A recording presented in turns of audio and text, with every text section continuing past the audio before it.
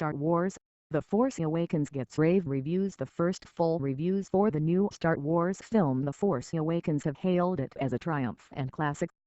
UK newspapers were the first to publish reviews, with the Daily Telegraph and The Times each awarding it 5 stars.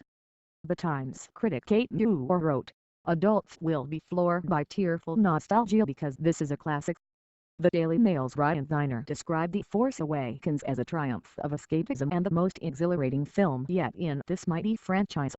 Diner began his 4-star review with the words, "Boy, has the Force awoken," and raved about its almost balletic airborne battle scenes, evocative of all the best Second World War films. The real star of the show, he declared, was British actress Daisy Ridley, whose performance as Scavenger should send her career into orbit. The Telegraph's Robbie Collin, who admitted to crying 3 times, said director J.J. Abrams and his team had taken a slightly tattered franchise and restored its sense of magic and myth. "Harrison Ford is terrific," he says, giving pilot Han Solo a sardonic, rough-chinned world weariness that's perhaps not entirely acting. The sequel, the 7th movie in the Star Wars franchise, is a humongous piece of cinema according to Kate Muir in The Times.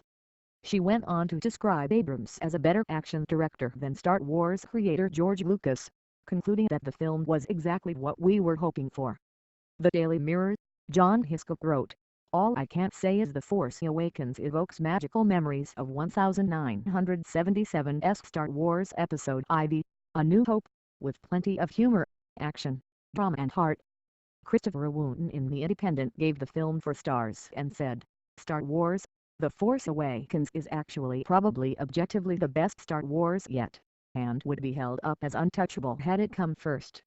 The Guardian also gave the film 5 stars, with Peter Bradshaw pointing out, "The Force Awakens is ridiculous and melodramatic and sentimental of course, but exciting and brimming with energy and its own kind of generosity." Todd McCarthy in The Hollywood Reporter says, "The Force is back. Big time.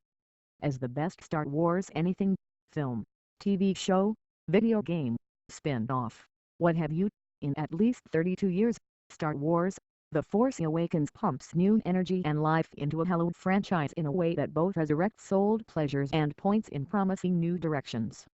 However, Variety's Justin Chong did not give as much of a glowing review. "Marvelous as it is to catch up with Han Solo, Leia and the rest of the gang, fan service takes priority here over a somewhat thin, derivative story that, despite the presence of 2 appealing new stars, doesn't exactly fire the imagination anew."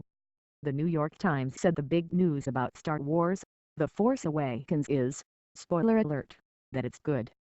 Despite the pre-release hype, it won't save the world, not even Hollywood, but it seamlessly balances cozy favorites, Harrison Ford, ladies and gentlemen, and new kinetic wows along with some of the niceties that went missing as the series grew into a phenomenon, most crucially a scale and the sensibility that is rooted in the human, Manila Dargis said. Empire's Helen O'Hara gave the film 4 stars and picked out Kylo Ren as the best villain that the franchise has ever produced. "He's not just a worthy heir to Vader, he may be more interesting."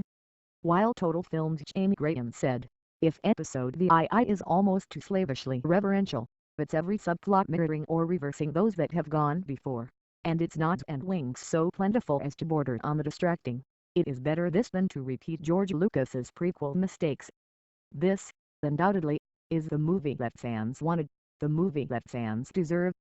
And it's only fitting that it is, beneath the scintillating action and striking world building, a film about parents and children, about the effects of one generation on the next, about legacy. Star Wars: The Force Awakens will be viewed and passed down for many years to come.